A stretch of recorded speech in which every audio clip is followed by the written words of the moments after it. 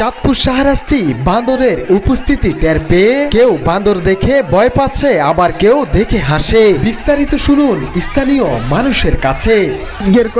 আরো আগে কোরআন হয়েছেন ওই যে কালু ভাই সাদের উপর হ্যাঁ হ্যাঁ নিয়ন্ত্রণ হাজি সাহেব সাদর গেছে। হ্যাঁ বান্দর হ্যাঁ বান্দর হাজি সাহেব সাদর তাই টক্কা দিন আমি গেছে কেন আরো আগের ঘটনা এটা 10 মিনিট আগে। আর আপনি এদিনকে কোনা দেখছেন এই নিয়ে চলে মানুষের মাঠের মধ্যে দৌড়ে দিয়ে কোথাও আইসে আগে গইয়ে গেল যে গইয়ে গেল খতরা দিয়ে চলে গেল।